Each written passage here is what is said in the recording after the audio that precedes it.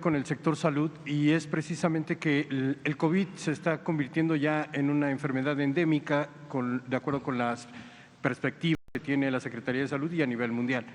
En esta perspectiva, ¿se tiene planificado ya que a partir del siguiente año y los años subsecuentes habrá una vacunación regular contra COVID? En México lo vamos a hacer. ¿Cuánto dura la protección que tenemos ahora los mexicanos contra esta enfermedad? Porque se hablaba de 8 a 11 meses. ¿Cuál es la realidad de la protección que tienen hoy los mexicanos? Porque también estamos viendo que un incremento se está dando en China, por ejemplo, muy fuerte, con otras variantes que podrían llegar a nuestro país, igual que lo hizo esta variante del COVID.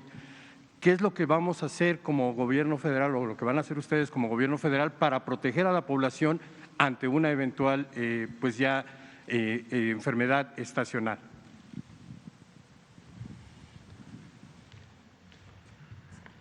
Con mucho gusto, muchas gracias por preguntarlo. De esto lo hemos comentado varias veces, pero gracias por preguntarlo otra vez y con mucho gusto lo volvemos a explicar. Efectivamente, las infecciones respiratorias causadas por virus, como la influenza, como COVID-19, como virus esencial respiratorio, las que hemos mencionado, tienen una evolución semejante cuando afectan a la humanidad.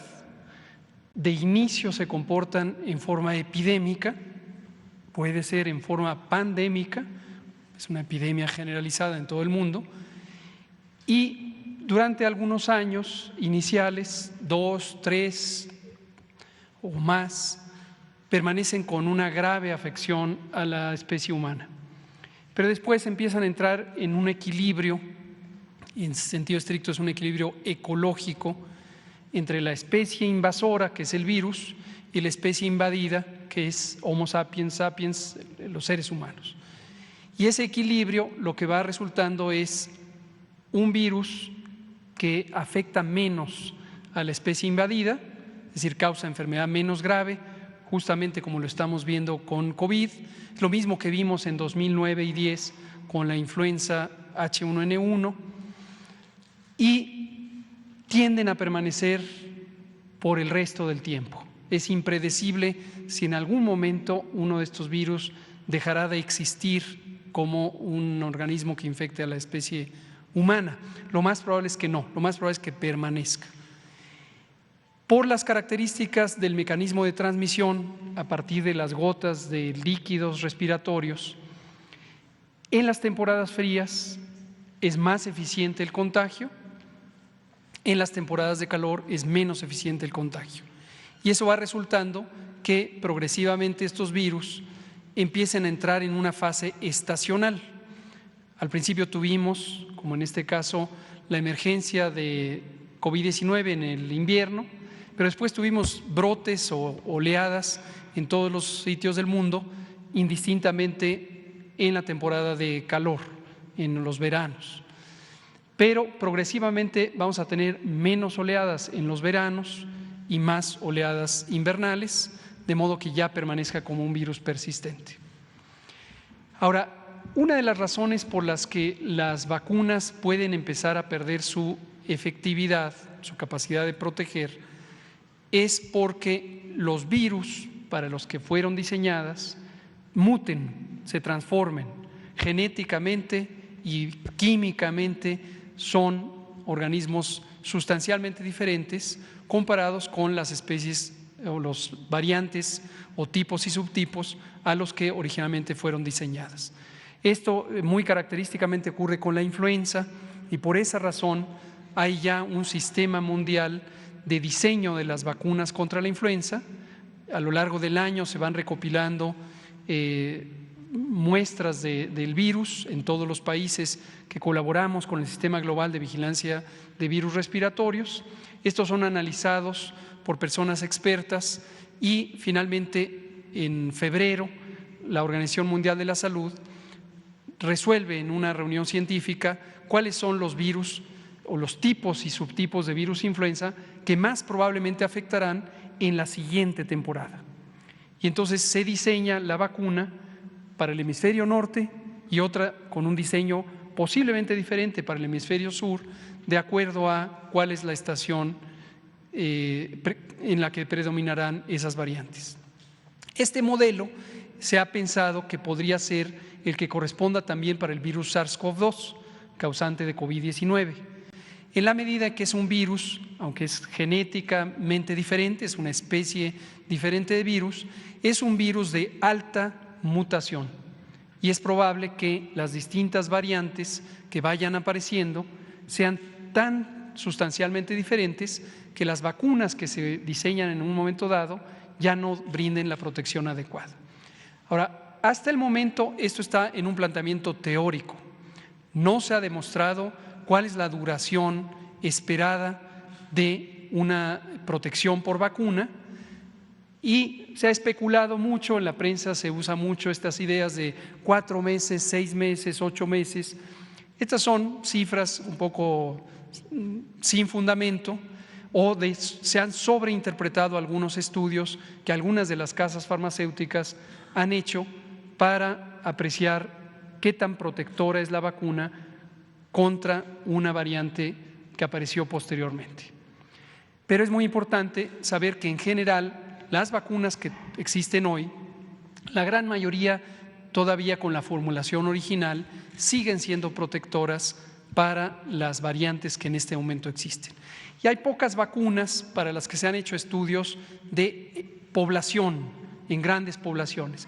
Concretamente son 2, la vacuna Pfizer y la vacuna Abdala. La vacuna cubana es una vacuna, hace poco se publicó un estudio en la revista británica Lancet, una revista muy prestigiosa, y en septiembre se publicó justamente un estudio muy completo de la vacuna Abdala, y es uno de los pocos estudios con ese nivel de exploración científica tan amplia, tan rigurosa, de la capacidad de la vacuna en condiciones reales.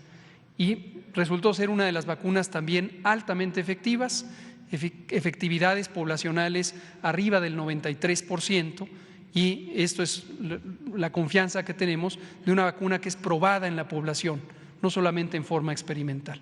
Entonces se irá conociendo. Ahora, respecto al diseño de los esquemas vacunales que se van a tener en el caso mexicano o de cualquier otro país, estamos justamente en todo momento siguiendo la información científica para diseñar la mejor combinación. Lo más probable es que lo hagamos con vacunas que tengan probada efectividad poblacional. Abdala bien podría ser una de ellas, precisamente por esa gran capacidad de estabilidad, dado el diseño molecular que tiene. Compra de vacunas. Sí, definitivamente, eso también es importante que se sepa.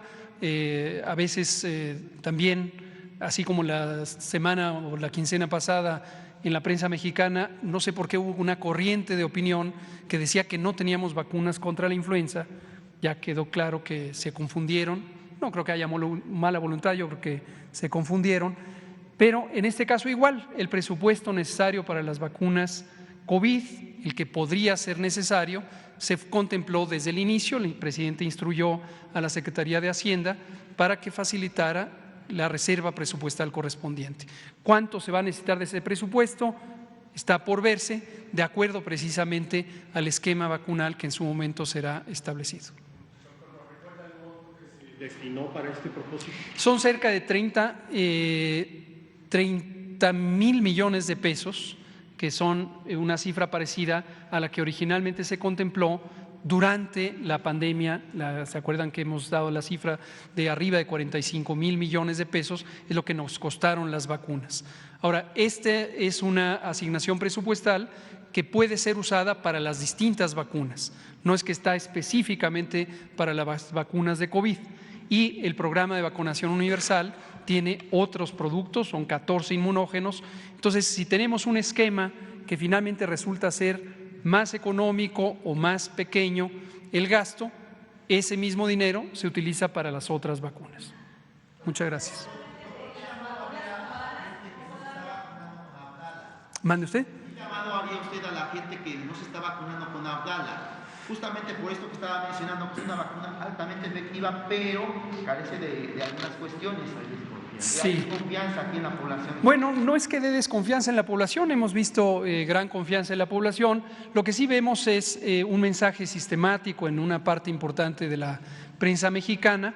Pues es la misma prensa o el mismo sector de la prensa que ha intentado desprestigiar otras vacunas. En su momento recordarán cuando la vacuna Sputnik también fue vilipendiada por este mismo segmento y decían que no había evidencia. En esta misma revista Lancet fue donde también la vacuna Sputnik se publicó el ensayo clínico correspondiente.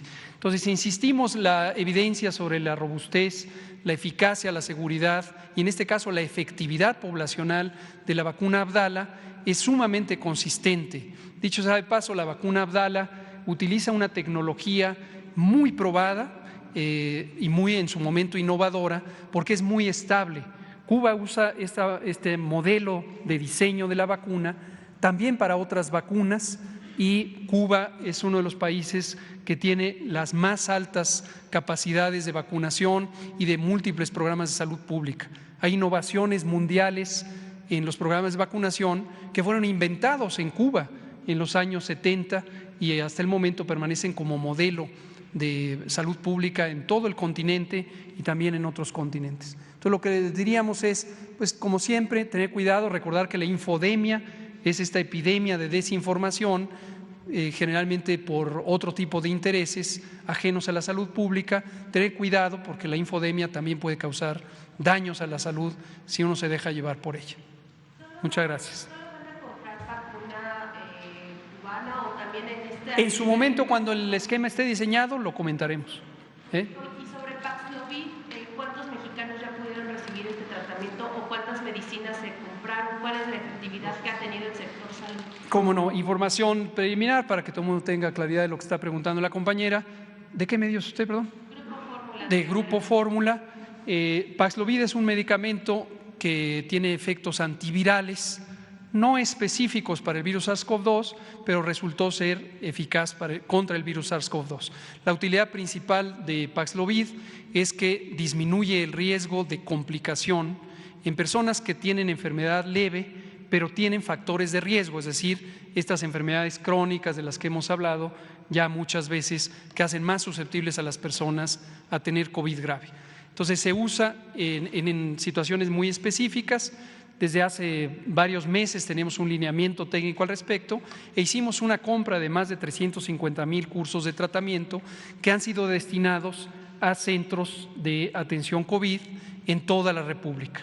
Y se está usando, en este momento decir la cifra sería un poco arriesgado porque esto cambia día con día, pero se está usando ampliamente y desde luego en la indicación médica apropiada. En su momento también realizamos jornadas de capacitación al personal médico para el correcto uso de este tipo de medicamento. Muchas gracias. Adelante.